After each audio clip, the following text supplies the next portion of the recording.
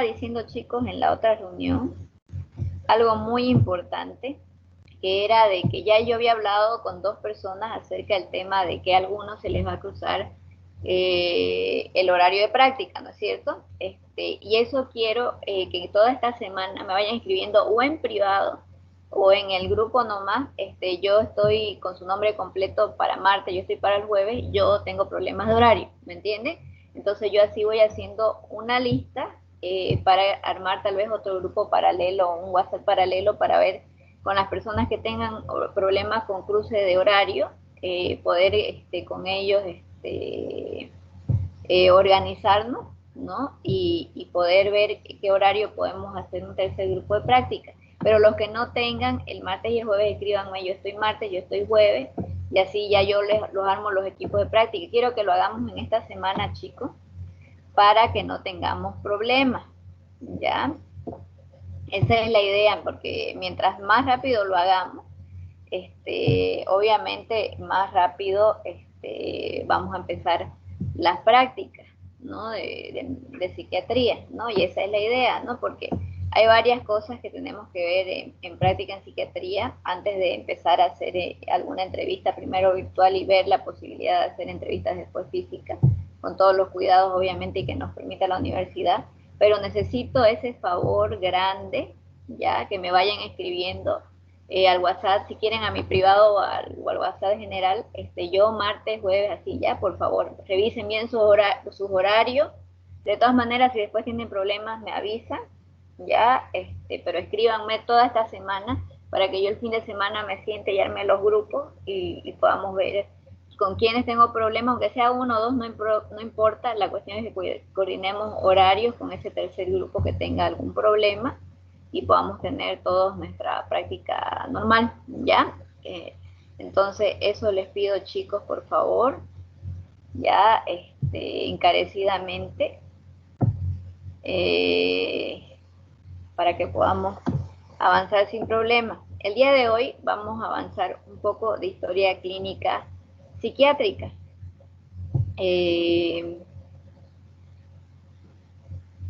Ese es el tema de que quiero hacerles recuerdo, pero quería preguntarles primero, ¿quién me puede decir qué es la historia clínica? A ver, primero empecemos a ver voluntarios, que me puedan decir qué es para ustedes la historia clínica. Si no, ya saben que los voy a nombrar. Son los datos personales, doctora, Es un del paciente, documento de médico afiliación. legal, ahí entran los datos del paciente. Ya, bien. Bien, es un documento, bien, ahí tenemos los datos personales, bien, ¿quién más? Doctora, sería un documento legal también. Ya, sí, es súper Hablo importante. del médico. Ajá. ¿Qué más, chicos? A ver. ¿Qué más? ¿Qué más?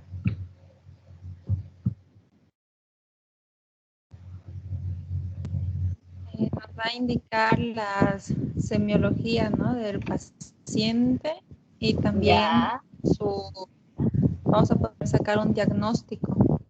bien. También es tan personal que se pregunta hasta los antecedentes y todo eso, doctora. Perfecto. Eso de lo personal es muy importante. Todo lo que me han dicho está súper bien, chicos. Es un documento médico legal, es importante, pero también va ligado a lo que dice Leonardo, lo personal, ¿no? Porque también la confidencialidad, ¿no?, de la historia clínica es súper importante. Y algo importante es que obviamente creo que todos lo entendemos, pero siempre es bueno recalcar que en menores de edad es mejor que entre con sus padres, ¿no? Y así se evitan problemas. Y si ustedes desconfían de una persona, ¿no?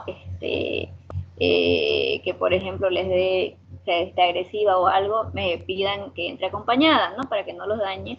O una persona que ustedes crean que tiene malas intenciones de entrar, le dice algo como, por ejemplo, que a mí me ha pasado, digamos, doctora, yo necesito un certificado médico porque me falta clase, ¿me entienden? De entrada ya les están diciendo sus intenciones, ¿no? Entonces, cuando vean algo que a ustedes, haciéndolo muy amablemente, pero que a ustedes les incomode, digámoslo así, o piensen que les pueda traer problemas, traten de que la persona esté acompañada, ¿no?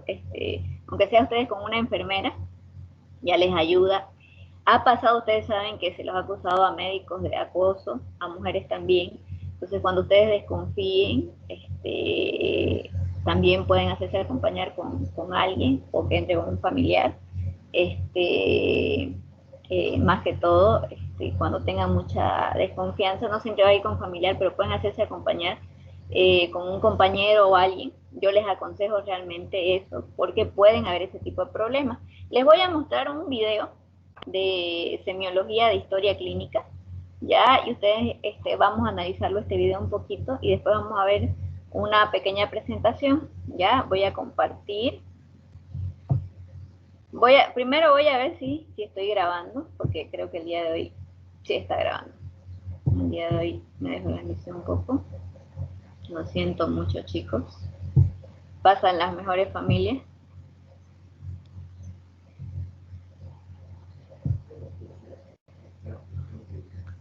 Ya, Doctora, ¿me buenas avisan? tardes. Buenas tardes. Va a disculpar, recién me pude conectar. No se preocupen, no sé. Yo tuve que cerrarlo totalmente el otro grupo y abrir uno nuevo porque le había por error puesto el grupo de medicina psicológica y ahí fue el problema, ¿no? No fue el problema de ustedes, no se preocupen. Ya. Ya, doctora. Entonces, ya. ¿Pueden verla en YouTube? Se mío Historia Clínica, chicos. ¿Le sale Ya, en la pantalla?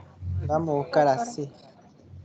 ¿Le sale, chicos, o no le sale? Sale, está cargando, doctora. Sí, ya. Todavía no lo he puesto, solamente que les preguntaba. Bueno, entonces hoy vamos a seguir también con la historia clínica en salud mental.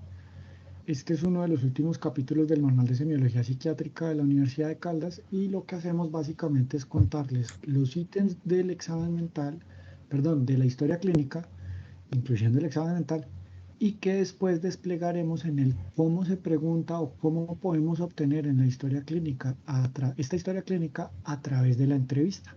Entonces, por eso es muy importante conocer estos ítems de la historia clínica, porque cuando ustedes envíen sus historias clínicas de los pacientes que cuando ya podamos volver a hacer prácticas y ustedes realicen, debe ser llevando este orden y obteniendo todos en lo posible, o por lo menos la mayoría, de los datos que vamos a hablar a continuación.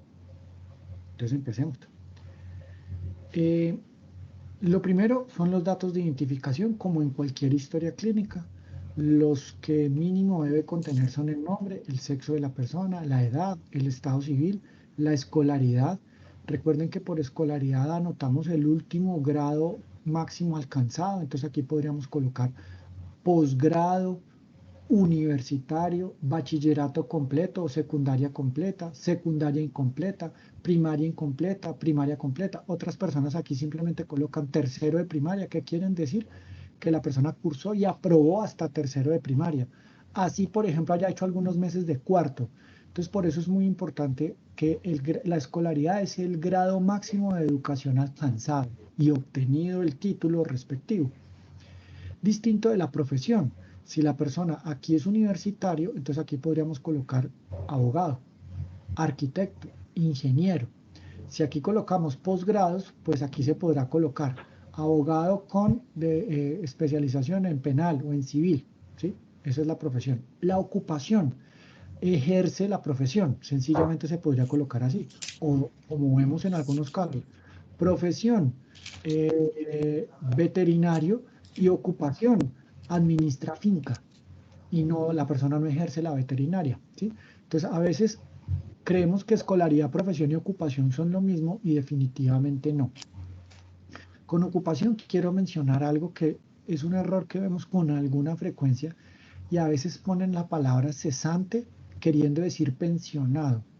La persona que es cesante es la que recibe rentas de algo. A veces las personas como su ocupación es administrar arriendos, entonces distinto de la persona que es pensionada y que su ocupación actual es pensionado y de ahí es de donde recibe su dinero. El natural de, que todos lo conocemos desde la semiología general, es dónde nació y el procedente es de dónde viene. Cobra especial relevancia para las patologías infecciosas si, por ejemplo, la persona tuvo un viaje a algún área tropical. Pero con la mayoría de las veces utilizamos el natural de dónde nació y el procedente, pues dónde vive habitualmente.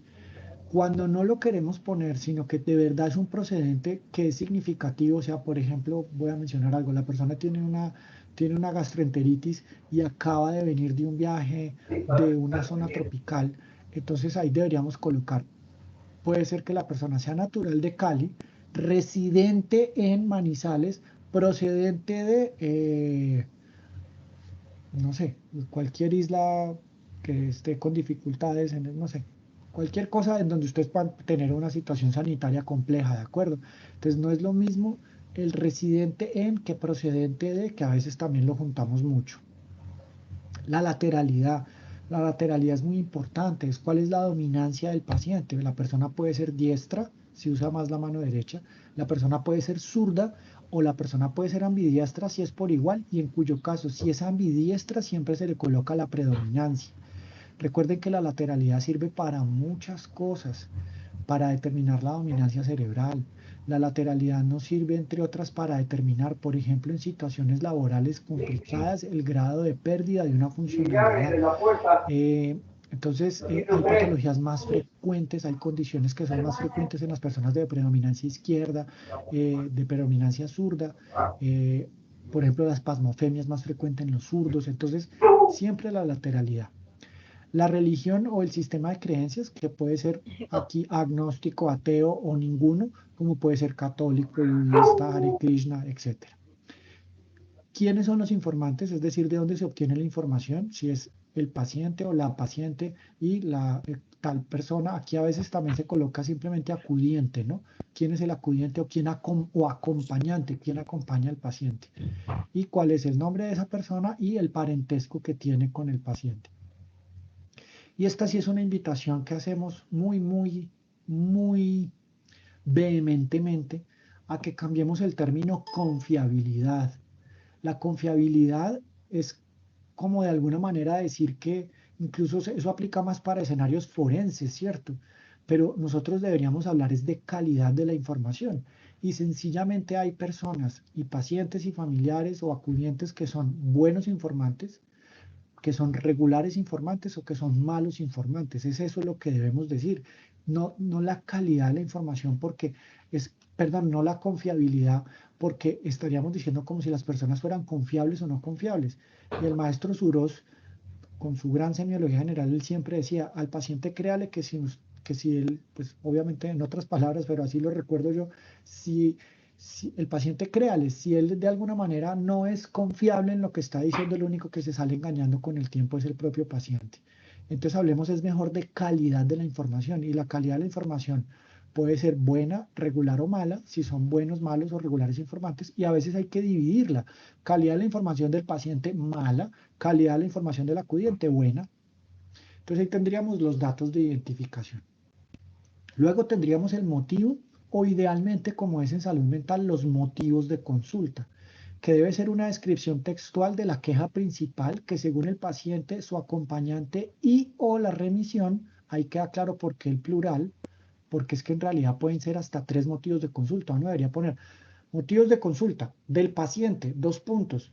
No sé, pregúntele a ella, cierre comillas, ¿cierto? El paciente no tiene motivo de consulta para él. Del acudiente, está muy agresivo, se está llevando las cosas de la casa y está consumiendo mucho. Entonces a veces uno le tiene, refiriéndose al consumo de sustancias, entonces uno a veces le tiene que preguntar a la señora, esta es una, ya me voy metiendo en entrevista, pero pues esto es imposible no hacerlo. A veces a la persona hay que decirle, de los síntomas que tiene su familiar, para usted, ¿cuál es el más grave? El que ya hizo que consultaran hoy. Esa es una muy buena pregunta para delimitar cuál es el motivo de consulta del acudiente. Entonces casi siempre van a decir, en un caso como el que les acabo de mencionar, está muy agresivo. Entonces, abre comillas y dice, está muy agresivo. No es bueno ahí colocar heteroagresión, es la descripción textual. Y del motivo de la remisión, muchas veces uno coloca incluso el diagnóstico para valoración por psiquiatría por sospecha de trastorno bipolar o para valoración por psiquiatría por fenómeno disociativo, ¿sí? Entonces ahí ya uno ve cuál fue el motivo por el que el colega remitió al paciente si tiene una remisión. Si son una consulta directa, pues uno solamente coloca el del acudiente y el del paciente. Si el paciente viene solo, pues solo colocará el del paciente. Luego viene la redacción de la enfermedad actual. Esta es una de las partes más delicadas de la historia clínica. Nos vamos a detener mucho cuando estemos obteniéndola, pero yo quisiera señalarles lo primero que está ahí es que es una descripción cronológica en donde se debe destacar el tipo de inicio. Yo siempre cuando les estoy calificando a los estudiantes les digo, mire, si usted su enfermedad actual no la empezó con las frases, cuadro de aproximadamente tanto de evolución, de inicio tal, ¿cómo fue el inicio? Entonces, cuadro aproximadamente 3 meses de evolución. Casi todos los inicios de la psiquiatría son de inicio insidioso. Cuando ustedes vean cuadro de 24 horas de evolución, de inicio súbito, ahí hay una alerta gigantesca. Ojalá después, cuando estén los de Semio viendo esto, después puedan ver los seminarios de urgencias, ahí van a ver que las patologías psiquiátricas que se instauran en edades atípicas y súbitas probablemente no son psiquiátricas, probablemente es de causa no psiquiátrica. Repito, cuadro de 24 horas de evolución de inicio súbito. Pilas, prendan el bombillo rojo, la bandera roja, que ahí hay una alerta muy grande. Cuadro de 3 meses de evolución de instauración insidiosa. Ah, bueno, ya vamos más por el lado de la psiquiatría. Y uno muchas veces ve que las enfermedades caóticas, las enfermedades actuales, perdón, son caóticas en la medida en la que muchas veces estamos copiándola en el orden en el que nos lo refirió el paciente o el acudiente. Y resulta que la enfermedad actual hay que redactarla, porque uno puede haber obtenido cosas que eran del principio de la condición clínica y las obtuvo fue al final. Entonces, uno debe redactar la enfermedad actual. Uno puede que tome apuntes, pero uno debe redactar la enfermedad actual cuando ya la tenga en la cabeza, porque debe ser la descripción cronológica, es decir, cuadro aproximadamente tanto de evolución, de inicio tal, caracterizado por, y nos debemos ir en orden, cuáles fueron los primeros fenómenos que fueron apareciendo, ¿sí?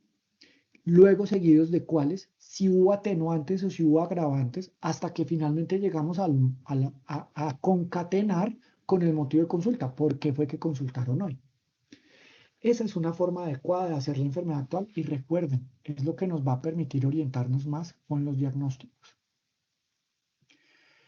La enfermedad actual también podría ser enfermedades actuales. Yo podría colocar enfermedad actual según el paciente, podría colocar enfermedad actual según el acudiente, en cuyo caso puedo usar el tema de lo que hablábamos de la prosa y poner en comillas más o menos lo que ellos están diciendo, pero yo al final siempre debo redactar una enfermedad actual clínica, como les estoy diciendo, cuadro de tanto de evolución, de inicio tal, caracterizado por, y ahí ya usted une la información que obtuvo de los dos en un orden cronológico.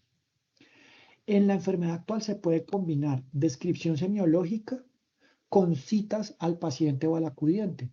Uno ve como muy bien hecha una historia clínica cuando, por ejemplo, le colocan a uno el cuadro aproximadamente tanto de evolución, de inicio tal, vamos a decir, cuadro aproximadamente 2 meses de evolución, de inicio insidioso, caracterizado por, inicialmente, estado de ánimo persistentemente bajo, comillas, me empecé a sentir muy triste casi todo el día y no tenía ningún día bueno, no tenía ningún día con alegría, cierre comillas. Anedón y posteriormente anedonia, abre comillas, dejé de disfrutar las cosas que más disfrutaba antes, cierre comillas. Apatía, cita la familiar, por ejemplo, entonces la familiar refiere, comillas, le dejó de importar todo, ya no miraba a los hijos, ya no me miraba a mí, cierra comillas, ya no le interesaba nada. Hipobulia, comillas, no me provocaba hacer prácticamente nada en donde me tocara moverme, cierra comillas. Entonces miren, ahí va que se está combinando el fenómeno semiológico según la descripción como lo entendemos, pero usted de dónde obtuvo esa afirmación del fenómeno semiológico. Y así, entonces, agravado por las discusiones de familia, en las últimas semanas se ha asociado a ideación de muerte y ayer ideación autolítica que se configura en un acto de tales y tales características, por lo que consultan hoy al servicio de urgencias. Ahí estaría una enfermedad actual en un orden cronológico, combinando semiología con lo que nos redactan los pacientes. Bueno, si en la remisión nos traen paraclínicos que ya se hayan realizado, o si ya al paciente se le ha iniciado algún tratamiento, siempre debemos redactar, viene tomando tal medicamento prescrito en tal contexto, los paraclínicos que trae son estos y estos, o trae tal ayuda diagnóstica, tal neuroimagen, para no ir a repetir que no sea necesario si estamos estudiando causas no psiquiátricas, o si hubo algún resultado relevante, de una vez anotarlo. lo vemos en ancianos, ¿cierto? Entonces a veces no le prestan atención y hay una bacteriuria ahí y efectivamente el señor era con un delirium, entonces hay que mencionarlo desde el principio si hubo paraclínicos o tratamientos instaurados. Por si acaso, cuando se refiere a delirium, es con M al final. En el CIE-10 y en medicina general lo van a encontrar como trastorno confusional agudo, ya que usualmente el trastorno confusional agudo es de causa clínica más que psiquiátrica, ¿ya? En la revisión por sistemas, nosotros siempre les recomendamos hacer la revisión por sistemas inmediatamente y les recomendamos preguntarla y redactarla inmediatamente cuando terminen la enfermedad actual. ¿Por qué? Porque es muy importante que comprendamos que los pacientes no son médicos, que, bueno, a veces son médicos, ¿cierto? Y en cuyo caso vienen en condición de pacientes y uno de pacientes es un desastre, se los garantizo. Entonces, uno tiene que tener muy claro que las personas no saben bien qué es lo que puede estar asociado o no asociado con esto. Entonces, uno puede estar viendo un cuadro clínico como el que les acabo de decir, de una depresión muy típica que uno diría, no, pues esto es una depresión y ya.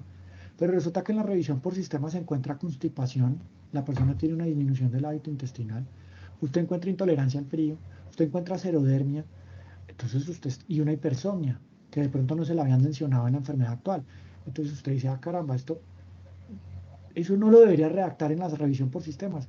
Probablemente, y más si tiene que ver con el tiempo de evolución de los síntomas depresivos, para seguir con ese mismo ejemplo, ahí es donde les decimos, lo que sea relacionado debería redactarse en la enfermedad actual. Uno que debe redactar en la enfermedad, en la revisión por sistemas, la pregunta punto a punto, y uno debe describir la posible sintomatología adicional o la no relacionada con el cuadro clínico actual que se esté presentando.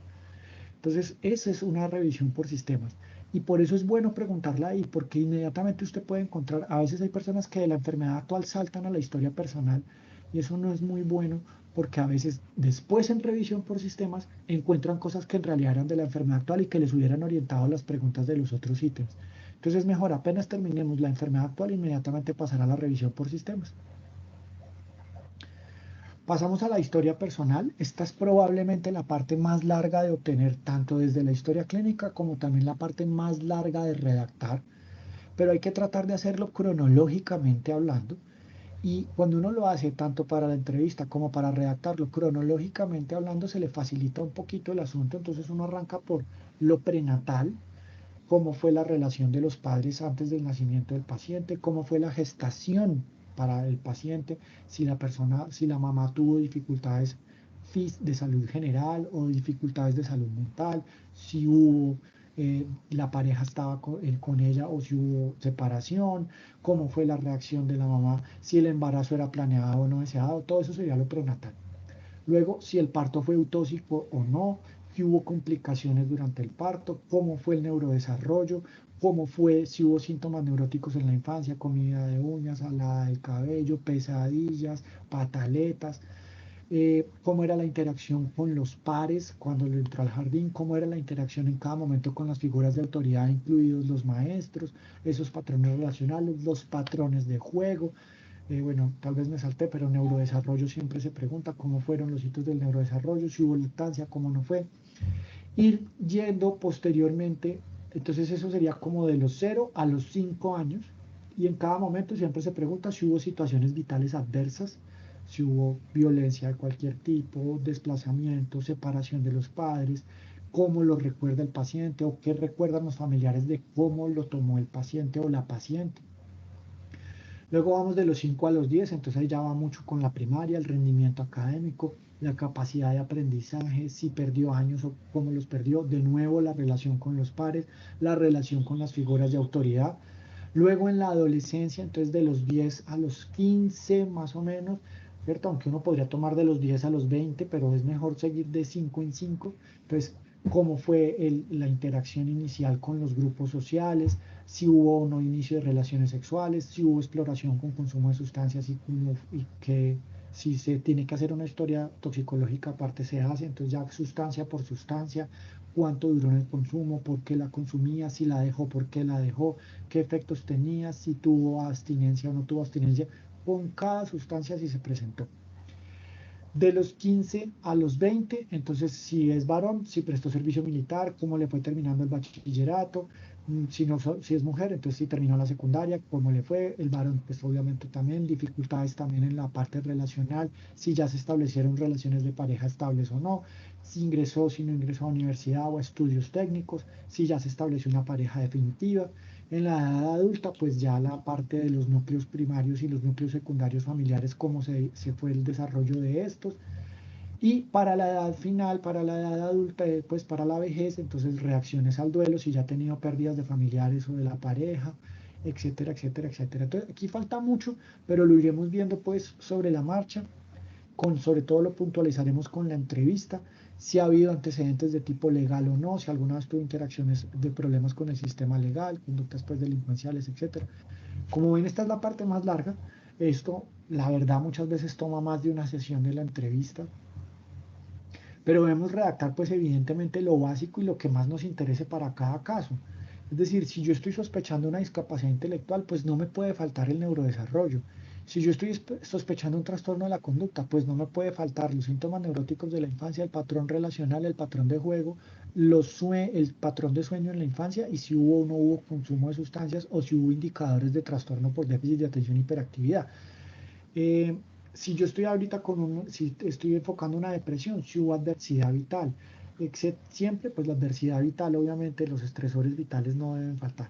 Entonces, eso para el caso de que nos toque seleccionar qué vamos a preguntar de una historia personal, porque por ejemplo tengamos un tiempo muy limitado para obtener historia personal. Y si tenemos todo el tiempo para obtener historia personal, pues qué bueno, hagámosla lo más completa posible. Luego haríamos los antecedentes personales. Entonces, yo les voy a decir, aquí me salto entrevista, pero bueno, la forma en la que los pregunto y los redacto, que pues es probablemente muy similar a la de todos, pero yo siempre, ¿tiene alguna enfermedad de gravedad que me quisiera contar? ¿Toma algún medicamento de constante o constantemente para algo? Porque a veces le dicen a uno, no, no tengo ninguna enfermedad de gravedad. ¿Y toma algún medicamento constante? Ah, sí, ¿cómo es que se llama? El enalapril y me tengo que tomar esas pastas del azúcar. ¿Cómo es que se llama? Metformina. Entonces, allá ahí se devuelve y patología sí tenía, ¿no? Entonces, ¿ha tenido alguna enfermedad de gravedad o tiene alguna enfermedad de gravedad que me quiera contar? ¿Toma algún medicamento de constante para algo? ¿Ha tenido alguna cirugía? ¿Ha estado hospitalizado por alguna razón? ¿Ha tenido golpes en la cabeza graves que haya perdido la conciencia o fracturas o accidentes graves? Consumo de sustancias, pues ahí ya se va, ¿cierto? Si es mujer, obviamente la menarca, el inicio de las relaciones sexuales, la frecuencia de los ciclos, el tipo de ciclos que tiene, si se ha hecho citología, si se ha hecho mamografía según la edad, el perfil gestacional, entonces tantas gestaciones, tantos partos, etcétera, etcétera, etcétera. Y siempre hay que preguntar, obviamente, bueno, obviamente me faltó los alérgicos, los toxicoalérgicos y la salud mental, los antecedentes de salud mental. Esta es la primera vez que es valorado por salud mental. Si no, ¿por qué lo habían valorado? O si había, aunque no haya consultado, si tenía antecedentes de episodios similares o relacionados con salud mental a la enfermedad actual. Luego viene la historia sociofamiliar.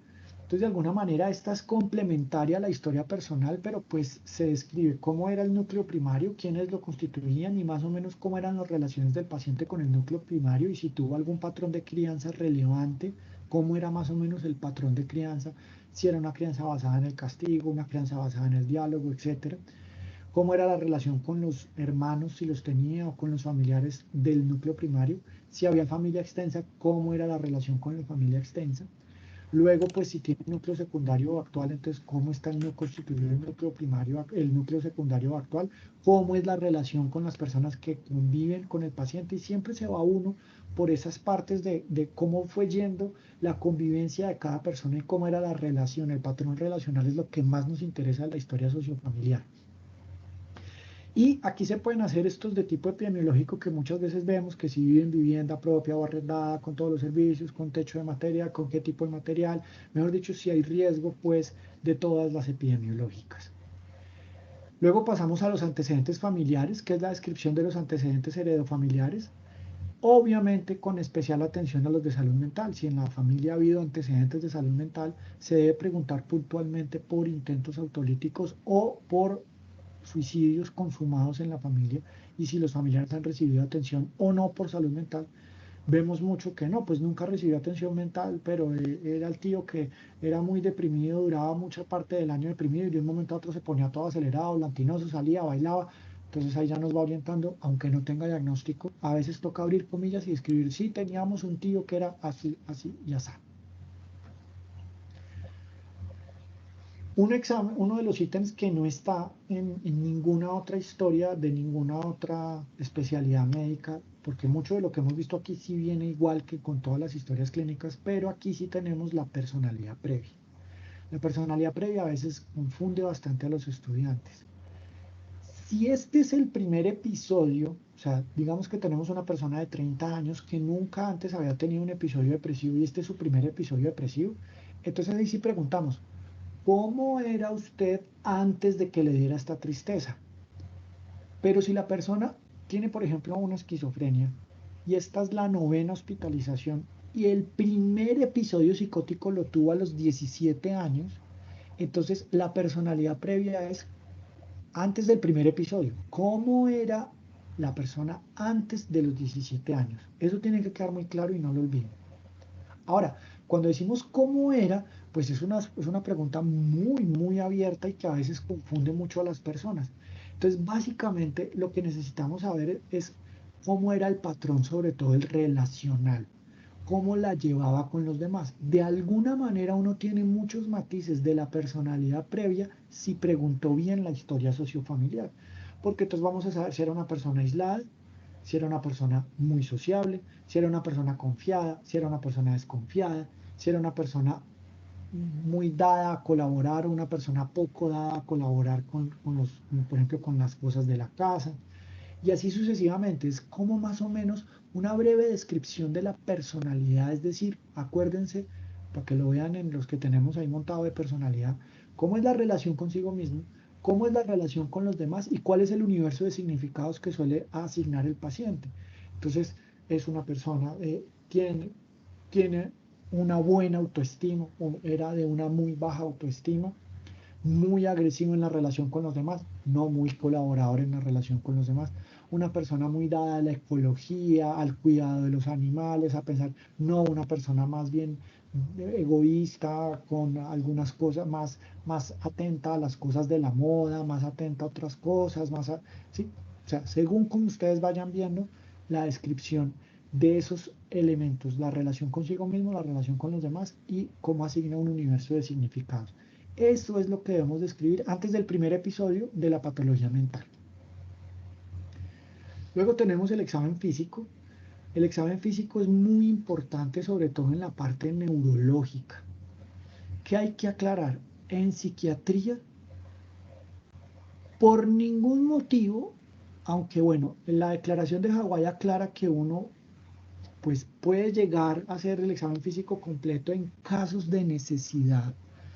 Pero aquí les subrayo, porque como esto está destinado principalmente a los estudiantes de prácticas de semiología psiquiátrica, en salud mental por ningún motivo debemos hacer examen geniturinario.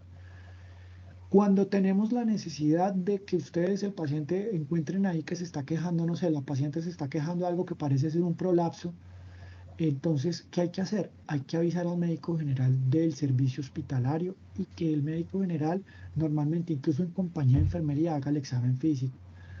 Eso es muy importante. ¿Nosotros qué debemos hacer? Debemos hacer muy bien los signos vitales, debemos mirar cómo está tiroides, debemos auscultar, debemos, sin desvestir al paciente, es muy importante eso, sin desvestir al paciente.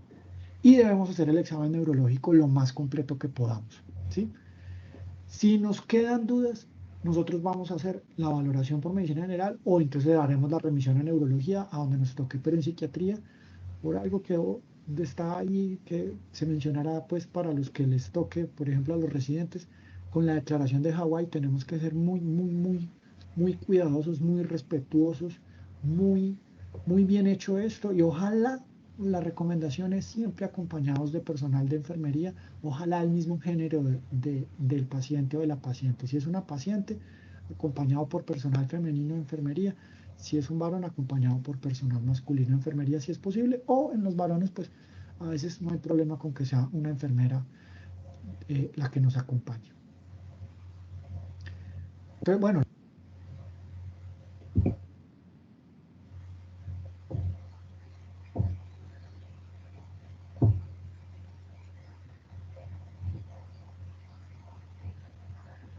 Bueno, chicos, que me atrasé un poquito, vamos a quedar hasta ahí, además de que en el video se ha dado bastante información, ¿no? Que me gustaría de que, te lo voy a volver a mandar el video para que lo revisen, ¿no? Porque me gustó el video porque siempre este doctor es muy, o sea, sé que algunas veces es pesado por la cantidad de información que da, pero también lo explica de una manera muy paciente, ¿no? Muy analítica y muy clara, ¿no? Y va paso por paso, ¿no? Y es la mejor explicación que yo he encontrado de historia clínica psiquiátrica, ¿no? De una manera tranquila, clara, que ustedes pueden ver varias veces, inclusive para historia de enfermedad actual, que muchos tienen dudas y se equivocan, ¿no? En realidad, si ustedes se dan cuenta, en realidad es como se describe historia de enfermedad actual en todas las ramas, solo que en cada rama vamos usando, en general nosotros usamos términos médicos, pero en psiquiatría, por ejemplo, tenemos ciertos términos médicos que por ahí otras especialidades no usan, ¿no? Pero también hay términos que en neurología por ahí usarán y nosotros los psiquiatras no usamos tanto, ¿no es cierto? Tenemos términos que usamos en general, pero hay términos que son más por especialidad, ¿no es cierto? Especiales, pero el tema en cómo se debe redactar, ¿no? Cuadro de enfermedad actual de aproximadamente, ¿no? Cómo inicia, si es rápido, si es insidioso, ¿no? Ir nombrando síntoma por síntoma, por ejemplo, si es dolor, cuándo empezó el dolor, cómo es el dolor, ¿no? Que nos lo describan si es pulsante, ¿no? Etcétera. Dónde es el dolor, ¿no? Cuánto tiempo dura el dolor, en qué horario viene el dolor, si hay un síntoma previo al dolor, ¿no es cierto? Por si es migraña, ¿entienden? Todo lo que vaya alrededor del síntoma hay que ser muy preciso, ¿no? Porque muchas veces los síntomas de dolor no son solo neurológicos, ¿no? Hay patologías psiquiátricas que van que tienen mucha referencia de dolor los pacientes. Entonces es un ejemplo, por eso muy importante, digamos, ¿no? Un síntoma que es el dolor, porque nosotros no lo podemos ver, y es importante detallarlo igual en los signos, hay que detallarlos de la mejor manera, y hay que detallar desde cuándo empezaron, cuánto duraron, ¿me entienden? Entonces, por eso es de que este video me gusta, aunque es largo, ¿no? Y vamos a tener otra parte en la siguiente clase de historia clínica, pero creo que empezar psiquiatría sin no tener una idea clara de lo que es la historia clínica psiquiátrica, es que como que estamos empezando con el pie izquierdo, ¿no? Tenemos que tener una idea. Ya yo sé que en medicina psicológica, los que han pasado, o la mayoría creo, hemos podido ver más o menos y hemos podido ver el examen mental, que es la siguiente parte, ¿no? Pero es importante que detallemos las cosas y que reforcemos conocimiento, ¿no? Es importante primero ir a la parte netamente de historia clínica, que creo que es parecida a todas las historias. Yo también les enseñé familiograma, que lo voy a volver a reforzar también familiograma, porque es importante reforzarlo, pero lo voy a reforzar más en práctica. Pero la siguiente parte que vamos a ver el próximo martes ya va a ser la parte de examen mental, como lo vieron, porque sí es importante, y ustedes saben que parte de la especialidad de psiquiatría, lo que nos diferencia de otras especialidades, además de que es el examen mental. ¿Por qué? Porque en antecedentes, por ejemplo, personales y de desarrollo, los pediatras por ahí hasta lo hacen mejor que nosotros, ¿no? Porque en realidad esa área, el pediatra realmente es un experto en desarrollo, ¿no? Y realmente te lo pregunta etapa por etapa. Es muy interesante que ustedes unan el desarrollo de la historia clínica psiquiátrica con la pediátrica cuando lo lleven y vean, ¿no? Porque el desarrollo sí es muy importante. El familiograma por la genealogía y el tema de la genética, ¿no? Y de las enfermedades no solo psiquiátricas, sino también las enfermedades clínicas. Sí es importante porque hay enfermedades clínicas que están muy relacionadas con psiquiatría, que lo vamos a ir viendo en cada caso cuando ya entremos netamente a las enfermedades psiquiátricas, ¿no? Pero me parecía muy importante quedar hasta acá el día de hoy, para que les voy a pasar el video, lo pueden ver entero o hasta acá, ¿no? Pero para que analicen y vayan aprendiendo de cómo ir redactando una historia clínica, que yo creo que les puede servir para redactar cualquier historia clínica. Pero ya vamos a empezar la siguiente clase con examen mental netamente, ¿no? Psiquiátrico, ¿no? Vamos a recordar, ¿no? Y él, como les digo, este doctor, porque es un doctor colombiano, es muy detallado en su explicación y nos va a ayudar mucho para reforzar el conocimiento y empezar con el pie derecho, ¿no? Cómo debemos hacer, cómo evaluar al paciente en la historia clínica y cómo escribir la historia clínica. Adecuadamente, porque muchas veces eso es, ¿no? Ya lo evalué a mi paciente, ahora cómo lo escribo, ¿no? En qué orden voy, cómo lo hago, ¿no? Entonces es importante reforzar eso, y yo en práctica voy a reforzar también el familiograma, que ustedes saben que lo hacemos, lo hicimos en medicina psicológica, pero tenemos que reforzar ciertos conocimientos para que ustedes realmente cuando hagan una historia sepan hacerla y tengan esa seguridad de que cómo hacerlo y por qué es importante, ¿no? ¿Alguna pregunta, chicos? Porque hay mucha información, tal vez cuando hay mucha información también es bueno volver a ver y ahí salen las dudas, pero de lo que vieron el día de hoy, ¿alguna pregunta de historia clínica psiquiátrica? Doctora, yo tenía una pregunta. Ya. ¿Por qué era importante preguntar sobre la lateralidad del paciente? Lo que pasa es que nosotros tenemos que evaluar inclusive el desarrollo del paciente, ¿no? Yo les voy a dar después una diapositiva igual en la siguiente clase. Les voy a explicar un poquito más detallado la parte de desarrollo. Pero sí es importante porque la lateralidad te indica el hemisferio dominante cerebral. Todo lo que es escolaridad, desarrollo y lateralidad.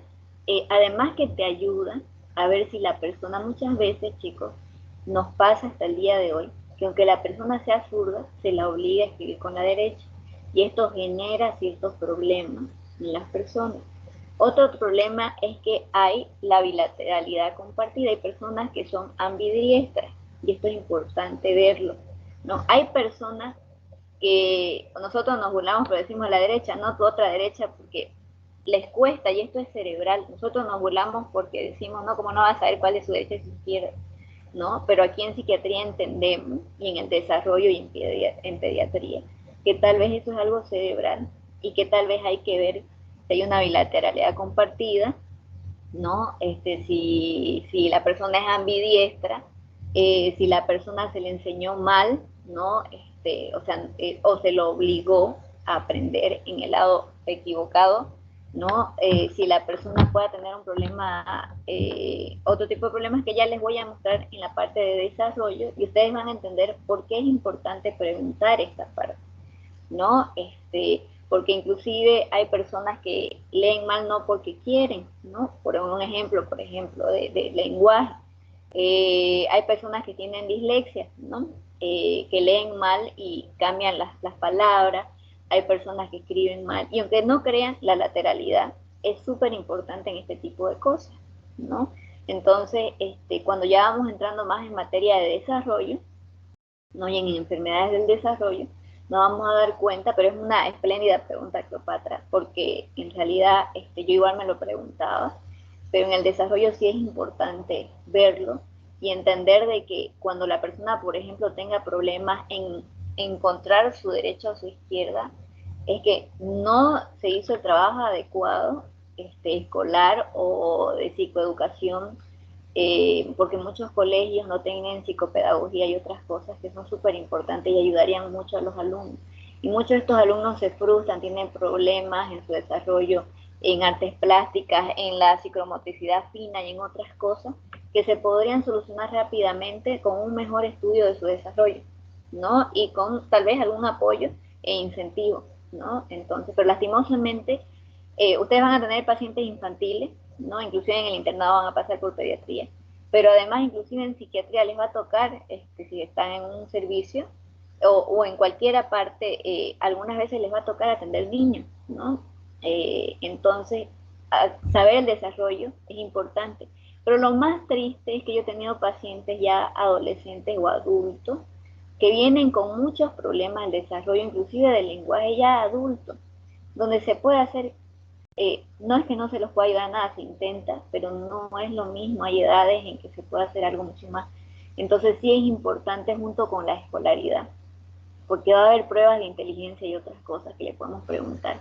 Y en ese apartado, por ejemplo, en examen mental, yo siempre les digo que cuando hagamos pruebas de inteligencia, pongamos una nota, si la escolaridad del paciente fue hasta básico, o inclusive si el paciente solo hizo primero básico o no hizo el colegio, ¿no? Porque no es una cuestión de que el paciente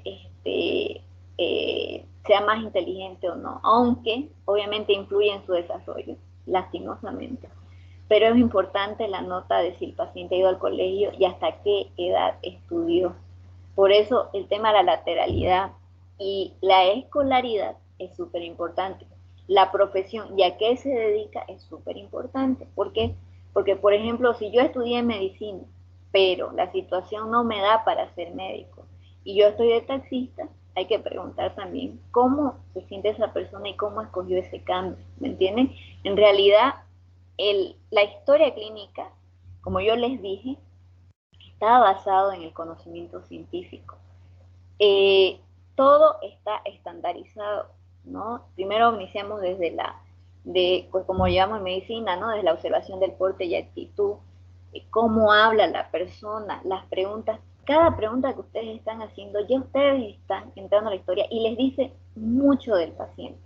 Absoluta. Es bueno decir cuando, por ejemplo, entra la mamá o el hermano, no lo deja hablar al paciente, decir, por favor, tratemos que el paciente hable, ya si hay una dificultad, ya yo le voy a preguntar a usted, digamos, ¿no? Entonces siempre es importante que la fuente de información siempre sea la primera persona, que es el paciente. Obviamente hay pacientes que no colaboran y la familia nos ayuda, ¿no?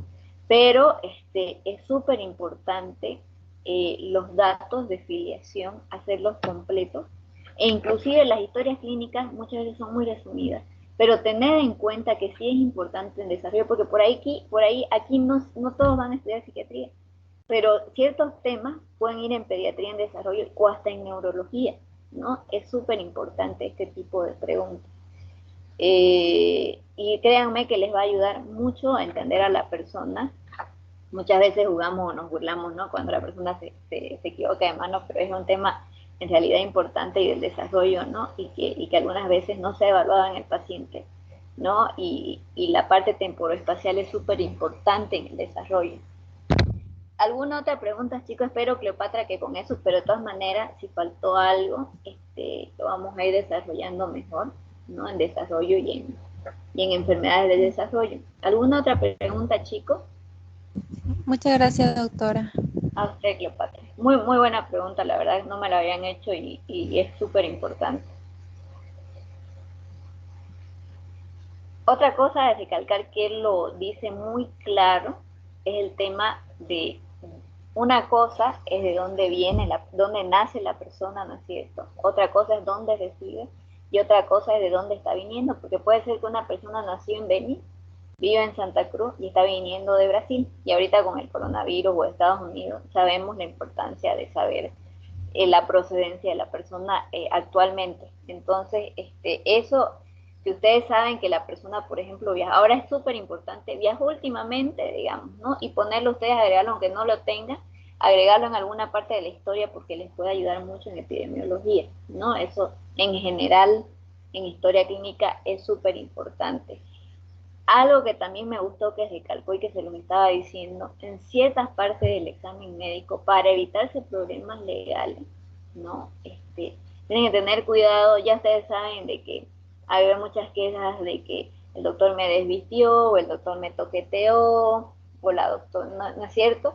Entonces tengan mucho cuidado en el examen físico, y eso no solo para psiquiatría, porque los médicos hacemos examen físico en general, ¿no? Con ciertos pacientes que ustedes desconfíen, la verdad que lo mejor es siempre estar acompañado con un personal a la hora del examen físico, Por ejemplo, en el centro del examen físico, nosotros lo acompañamos al médico internista que teníamos en el centro de salud mental, ¿no? Y el médico prefería que lo acompañemos justamente para evitarse problemas, ¿no? También legales, porque sí pasa, ¿no? Pero usualmente muchas veces les va a tocar solo, ¿no? Hacerlo, pero tratar de que por lo menos alguien del personal de enfermería los acompañe sería lo mejor, pero traten en lo posible de decir, tengo que hacer esto por esto, pero si usted no está de acuerdo, yo lo pongo en la historia, no se preocupe, no lo hago, ¿me entienden?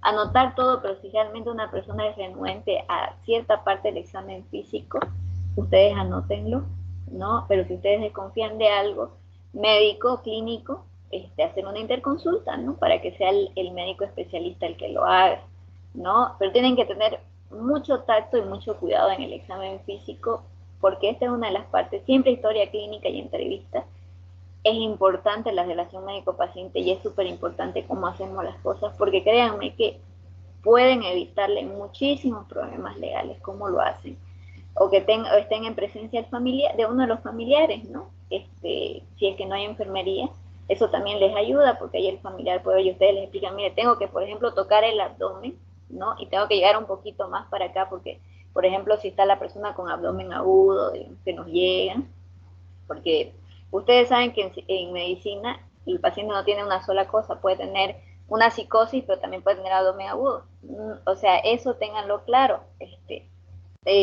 Así como puede tener diabetes, hipertensión la persona, puede tener diabetes, hipertensión y además una psicosis, ¿no? O sea, es parte, y algunas veces, si el paciente nos llega con un abdomen agudo, tenemos que hacer el examen básico y si vemos de que realmente es algo muy urgente, más urgente que la patología psiquiátrica, lo derivamos, ¿no es cierto?, al médico internista o al cirujano, de acuerdo a lo que observemos, pues, ¿no? Algunas veces también nos llegan pacientes intoxicados y vemos que necesita un lavado de estómago o otra cosa que es más para médico internista y después volver a tratarse ya si es un problema de droga, pero si es o con un problema suicida, hay algunas veces que medicina interna va a tratar ciertos problemas mejor, ¿no? Y además que necesita un hospital y como ustedes no les he explicado todavía la historia de la psiquiatría y el problema de los temas de salud mental que se los voy a explicar en práctica, pero aquí en Santa Cruz, aunque tenemos psiquiatras en los hospitales, no tenemos camas psiquiátricas en los hospitales. Entonces, los centros de salud mental son netamente de salud mental y no siempre tenemos todos los equipos para atender todas las patologías. Entonces tenemos que derivar muchas veces, ¿no? Aunque tengan patologías psiquiátricas. Podemos ir a seguirlo al paciente o, como nosotros nos conocemos, derivarlo y decir que necesita valoración por psiquiatría y que, ¿no? Que se le haga un seguimiento, ¿no? Si la persona tiene un seguro de salud, por ejemplo, la Caja Petrolera Nacional, etcétera, que tienen psiquiatras.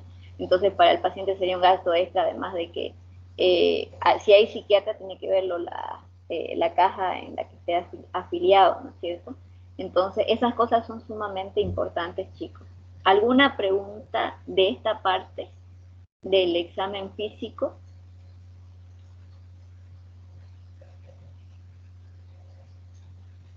Bueno, yo sé que son muchas cosas que lo tienen que volver a ver. Ya estamos llegando a la hora y no los quiero atrasar porque por ahí tienen otras materias, yo lo sé, siempre trato de no interferir con sus otras materias, pero la siguiente clase ya seguimos aquí, que yo me voy a fijar en los minutos y vamos a continuar la siguiente clase con examen mental en historia clínica psiquiátrica. Ustedes saben que es largo examen mental, ¿no? Y es bueno reforzarlo. Les agradezco, chicos, mil disculpas por el atraso. No me di cuenta cuando me equivoqué, lo hice todo junto y de noche, pero ya ahorita yo los voy a meter uno por uno para que no haya ese problema y estén directamente, pero yo no me había dado cuenta, fueron ustedes los que se dieron cuenta y les agradezco, pero la próxima clase ya va a estar corregido, bueno, ya está con reunión, solo tengo que agregarlos como participantes. Por ahora eso es todo, pero les pido por favor que me vayan escribiendo sus días de práctica. Tengo que hacerlo máximo hasta la otra semana, yo les voy recordando todos los días, porque quiero hacerlo para la otra semana ya, empezar la práctica ya, mientras más rápido empecemos, más oportunidades tenemos de que nuestra práctica sea más rica ya, chicos. Entonces les pido por favor que me escriban todos los que no tienen problemas, martes, jueves, etcétera. Y los que tienen problemas me escriben también para ver hacer un grupo paralelo, ¿no? Y ver los horarios con ustedes, ¿no?